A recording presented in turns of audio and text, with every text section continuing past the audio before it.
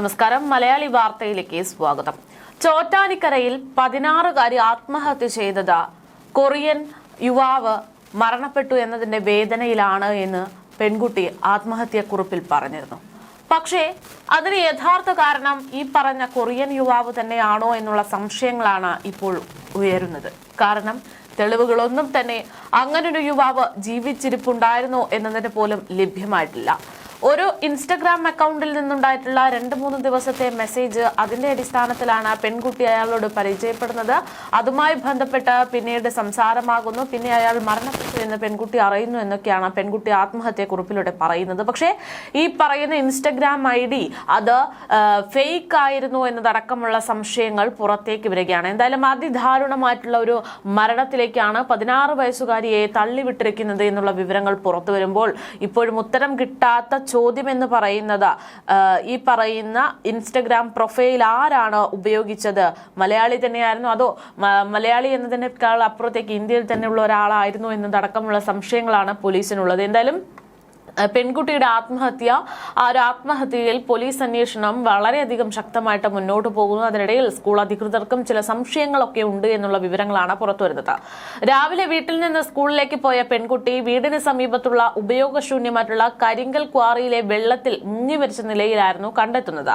തിരുവാങ്കുളം കക്കാട് കിണറ്റിങ്കൽ പറമ്പിൽ മഹേഷിന്റെയും രമ്യയുടെയും മകളായ 16 വയസ്സുകാരിയായിരുന്നു ഇത്തരത്തിൽ മരണപ്പെട്ടത്. ഇൻസ്റ്റഗ്രാം വഴി പരിചയപ്പെട്ട കൊറിയൻ സുഹൃത്തിന്റെ മരണത്തിൽ മനനൊന്ത് മരിച്ചു എന്നായിരുന്നു കുട്ടിയുടെ ആത്മഹത്യാക്കുറിപ്പ്. മരണം നടന്ന ഒരാഴ്ചയ്ക്ക് ശേഷം കുട്ടിയുടെ ഫോൺ തുറന്ന് പരിശോധിക്കാൻ പോലീസ് ശ്രമിച്ചിട്ടില്ല എന്നുള്ളൊരു ആരോപണവും ഇപ്പോൾ പുറത്തുവരികയാണ്. ഇൻസ്റ്റഗ്രാം അക്കൗണ്ട് വ്യാജമാണോ എന്നുള്ള സംശയമടക്കം ബലമാകുന്ന സാഹചര്യത്തിലാണ് ഇത്തരത്തിലുള്ള ആരോപണങ്ങൾ പുറത്തുവരുന്നത്. അക്കൗണ്ടിൽ ആകെ 12 ഫോളോവേഴ്സ് മാത്രമേ ഉണ്ടായിരുന്നു എന്നത് അധ്യാപകർ പറയുമ്പോൾ, അപ്പോൾ ആ ഇൻസ്റ്റഗ്രാം അക്കൗണ്ട് ആ കൊറിയക്കാരുടേത് തന്നെയായിരുന്നു, കൊറിയൻകാരൻ്റെ തന്നെയായിരുന്നു എന്ന സംശയങ്ങൾ വരുന്നു. കൊറിയൻ പ്രണയിച്ചതിൽ ഉൾപ്പെട്ട കൂടുതൽ, അതേ സമയത്ത് ഈ പറയുന്ന അക്കൗണ്ട് മുഖാന്തരം മറ്റ് കുട്ടികളെയും വലയിലാക്കാൻ ശ്രമിച്ചിട്ടുണ്ടോ എന്നതടക്കമുള്ള ആശങ്കകളാണ് അധ്യാപകരും ഉയർത്തുന്നത്. ഇൻസ്റ്റഗ്രാമിലൂടെ പരിചയപ്പെട്ട കൊറിയൻ സുഹൃത്തിന്റെ മരണവാർത്തയെ തുടർന്ന് താൻ വിഷമത്തിലാണ് എന്നും അതിനാലാണ് താൻ ജീവിതം അവസാനിപ്പിക്കാൻ തീരുമാനിച്ചതെന്നും അച്ഛനും അമ്മയും തന്നോട് ക്ഷമിക്കണമെന്നൊക്കെ പറഞ്ഞുകൊണ്ടായിരുന്നു പെൺകുട്ടിയുടെ ആത്മഹത്യാക്കുറിപ്പ്. ജനുവരി 1 പരിചയപ്പെട്ട കൊറിയൻ സുഹൃത്ത് 19-ാം തീയതി മരിച്ചു എന്ന വിവരമാണ് താൻ അറിഞ്ഞതെന്നും അതിൽ തനിക്ക് വിഷമമാണ് എന്നും ആ സുഹൃത്തിനൊപ്പം താനും ജീവിതം അവസാനിപ്പിക്കുകയാണ് എന്നും കുട്ടിയുടെ ആത്മഹത്യാക്കുറിപ്പിലൂടെ എഴുതുകയായിരുന്നു. ഇംഗ്ലീഷിലും കൊറിയൻ ഭാഷയിലുമടക്കം പെൺകുട്ടി തയ്യാറാക്കിയ 2.5 പേജുള്ള ആത്മഹത്യാക്കുറിപ്പാണ് പോലീസ് അന്വേഷണത്തിന്റെ ഭാഗമായി പെൺകുട്ടിയുടെ ബാഗിൽ നിന്ന് കണ്ടെത്തുന്നത്. കൊറിയൻ ഭാഷ പോലീസ് പരിഭാഷപ്പെടുത്തിയാണ് പെൺകുട്ടി എന്താണ് പറയാൻ ശ്രമിച്ചതെന്ന് കണ്ടെത്തുന്നത് പോലും. ആ 16-കാരിയുടെ ആത്മഹത്യാക്കുറിപ്പ് വളരെയധികം വേദനകൾക്കും ആശയക്കുഴപ്പങ്ങൾക്കുമാണ് സോഷ്യൽ മീഡിയയിലടക്കം വഴിവെച്ചത് എന്നുള്ളതാണ് യാഥാർത്ഥ്യം. എന്തായാലും ഈ പെൺകുട്ടിയുടെ ആത്മഹത്യാക്കുറിപ്പ് സോഷ്യൽ മീഡിയയിൽ അതിവേഗം വൈറലാകുന്നുണ്ടായിരുന്നു. കാരണം ആ പെൺകുട്ടി ആ കുറിപ്പിലൂടെ പറയുന്നത്, അച്ഛനും അമ്മയോടും എനിക്ക് ഒരുപാട് സ്നേഹമുണ്ട്, ഞാൻ മരണപ്പെട്ടാൽ നിങ്ങൾക്കൊക്കെ വേദനയുണ്ടാകുമെന്ന് അറിയാം, എങ്കിൽ പോലും എനിക്ക് ഏറെ ഇഷ്ടമുണ്ടായിരുന്ന, എന്നെ ഏറെ സ്നേഹിച്ചിരുന്ന കൊറിയൻ യുവാവ് മരണപ്പെട്ടു, അതുകൊണ്ട് അവന്റെ വഴിക്ക് ഞാനും പോകുകയാണ് എന്നൊക്കെ പറഞ്ഞുകൊണ്ടുള്ള കുറിപ്പായിരുന്നു അത്. അപ്പോൾ അങ്ങനെ വരുമ്പോൾ ആ കുറിപ്പ് കാണുമ്പോൾ വലിയ ആശങ്കകൾ ഒക്കെയാണ് മാതാപിതാക്കൾക്കും ഉണ്ടാകുന്നത്. എന്തായാലും ഇത്തരം കുറിപ്പ് സമൂഹ മാധ്യമത്തിൽ വൈറലായതോടെ നിരവധി പ്രതികരണങ്ങൾ പുറത്തു വന്നിരുന്നു. അങ്ങനെ പുറത്തു വന്ന പ്രതികരണങ്ങളിലും ചില സംശയങ്ങളാണ് ഉയർന്നിരുന്നത്. അത്തരത്തിൽ ചില പ്രതികരണങ്ങൾ വായിച്ചു നോക്കുമ്പോൾ അതിൽ പറയുന്നത് എങ്ങനെയാണ്, അതായത് അവൾ എഴുതിയതാകാൻ വഴിയില്ല ഈ ആത്മഹത്യാക്കുറിപ്പ്, കേസ് വഴിതിരിച്ചുവിടാൻ ആരെങ്കിലും ചെയ്തതായി കൂടെ എന്നാണ് ചിലർ ചോദിക്കുന്നത്. പെൺകുട്ടി അല്ലേ, എന്താ സംഭവിച്ചതെന്ന് ആർക്കറിയാം, ഇപ്പോൾ ആരെയും വിശ്വസിക്കാൻ പാടില്ല എന്ന് മറ്റു ചിലർ. മാതാപിതാക്കൾ മനസ്സിലാക്കേണ്ട ഒരു കാര്യം ഉണ്ട് എന്നും ചെറിയ പ്രായത്തിൽ ഫോൺ ഉപയോഗം കൂടുമ്പോൾ മക്കളെ അതിൽ നിന്ന് മാറ്റി നിർത്താൻ ശ്രമിക്കണമെന്നും മറ്റു ചിലർ കുറിക്കുന്നു. ഇൻസ്റ്റഗ്രാം ഒക്കെ പഴയതുപോലെയുള്ള സോഷ്യൽ മീഡിയയുടെ ഏറ്റവും വലിയ ഭീകരാവസ്ഥ തന്നെയാണ്. പല ചതിക്കുഴികൾ കൊണ്ട് എത്തിക്കുന്ന സ്ഥലമാണ് ഇൻസ്റ്റഗ്രാം. അതുകൊണ്ട് ഇത്തരത്തിലുള്ള പ്ലാറ്റ്ഫോമുകൾ ഉപയോഗിക്കുമ്പോൾ മാതാപിതാക്കളുടെ ശ്രദ്ധ അനിവാര്യമാണെന്നും ആ മോൾക്ക് ഇപ്പോൾ സംഭവിച്ചത് ഒരു പാഠമായിട്ട് ആളുകൾ എടുക്കേണ്ടതുണ്ട് എന്നും കുട്ടികളെ സ്കൂളിലേക്കൊക്കെ അയക്കുമ്പോൾ അവർക്ക് പഠനത്തിന്റെ ഭാഗമായിട്ട് ഫോണുകളൊക്കെ കൊടുക്കുമ്പോൾ അതൊക്കെ ഇത്തരത്തിൽ അപകട സാധ്യത നിറഞ്ഞതാണ്. അതുകൊണ്ട് തന്നെ അത് ഗുരുതരമായിട്ട് നമ്മൾ മനസ്സിലാക്കി മനസ്സിലാക്കുകയും അതിനനുസരിച്ച് ഗുരുതരമായിട്ടുള്ള പ്രശ്നങ്ങളിലേക്ക് തള്ളിവിടാതെ കുട്ടികളെ നമ്മുടെ നിയന്ത്രണത്തിൽ അല്ലെങ്കിൽ നമ്മുടെ ഒരു കൈ അകലെ നിർത്തണം, അല്ലെങ്കിൽ ഒരു പടി നിരീക്ഷണത്തിലാണ് എന്ന് കുട്ടികൾക്ക് തോന്നുന്ന തരത്തിൽ തന്നെ നിർത്തണം. അവർക്കൊരു ഭയം, എന്തെങ്കിലും തെറ്റ് ചെയ്യുമ്പോൾ ഉണ്ടാകുന്ന ഒരു ഭയം വരുന്നത് എന്തുകൊണ്ടും നല്ലതാണ് എന്നതടക്കമുള്ള പ്രതികരണങ്ങളൊക്കെയാണ് വരുന്നത്. അതേസമയം ഈ ഒരു കുറിപ്പ് പുറത്തു വന്നതോടുകൂടെ ഒരു സോഷ്യൽ മീഡിയ പ്ലാറ്റ്ഫോമിൽ ചില ഗുരുതരമായിട്ടുള്ള കാര്യങ്ങൾ എഴുതി മറ്റൊരു കുറിപ്പ് കൂടെ പങ്കുവയ്ക്കുകയാണ്. അതായത് സമൂഹത്തിൽ നമ്മൾക്ക് കേൾക്കേണ്ടുന്ന ചില കാര്യങ്ങൾ നൽകിക്കൊണ്ടുള്ള ഒരു കുറിപ്പാണത്. ആ കുറിപ്പിൽ പറയുന്നത് എങ്ങനെയാണ്: എനിക്കൊരു കഴിവുമില്ല എന്നാണ് ആ 16 വയസ്സുകാരിയുടെ അവസാന വരികൾ. ആ വരികൾ നമ്മളോട് ചിലത് ചോദിക്കുന്നുണ്ട്. കഴിഞ്ഞ ദിവസം ചോറ്റാനിക്കരയിൽ നടന്ന ആത്മഹത്യ വെറുമൊരു വാർത്തയല്ല, നമ്മൾ ഓരോരുത്തർക്കുമുള്ള അപായ സൂചനയാണ്. ഇൻസ്റ്റഗ്രാമിലെ കൊറിയൻ സുഹൃത്ത് 4 പേജുള്ള വിടവാങ്ങൽ കുറിപ്പ്. ഇതിനെല്ലാം അപ്പുറം നമ്മൾ കാണാതെ പോകുന്ന ചില സത്യങ്ങളുണ്ട്. ഒരുപക്ഷെ വാർത്ത വായിച്ച് ഇതൊക്കെ ഒരു കാരണമാണോ എന്ന് ചോദിച്ച് പലരും പുച്ഛിച്ച് തള്ളിയേക്കാം. പക്ഷേ ആ കുട്ടിയുടെ വരികൾ ഒന്ന് ശ്രദ്ധിക്കണം. എനിക്ക് ഇന്ത്യ ഇഷ്ടമാണ്, പക്ഷേ ഇവിടുത്തെ വിദ്യാഭ്യാസം, സംവിധാനങ്ങൾ ഒന്നും തന്നെ ഇഷ്ടമല്ല. എനിക്കൊരു കഴിവുമില്ല.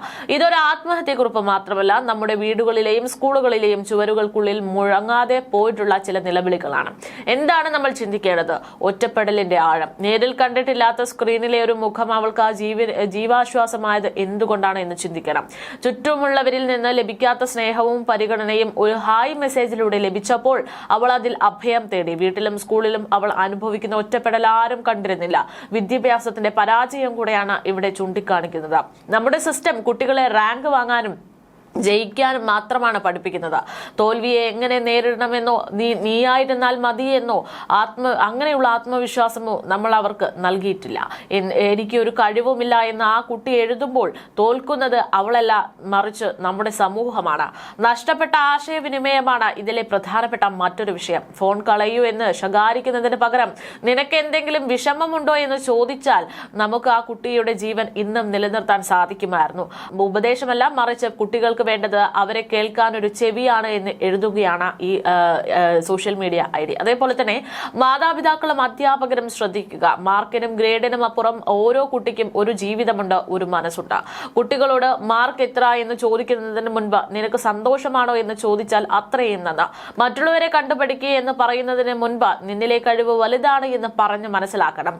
താരതമ്യങ്ങൾ ഒഴിവാക്കി അവരെ ചേർത്ത് പിടിക്കണം. ഒരു ഓർമ്മപ്പെടുത്തലാണ് ഇതെല്ലാം. ഇന്ന് നിങ്ങളുടെ നിശബ്ദമായി കരയുന്ന പുറമെ ചിരിക്കുന്ന ഒരു കുട്ടി ഉണ്ടായിരിക്കാം. അവരെ ഒന്ന് ചേർത്ത് പിടിക്കുക.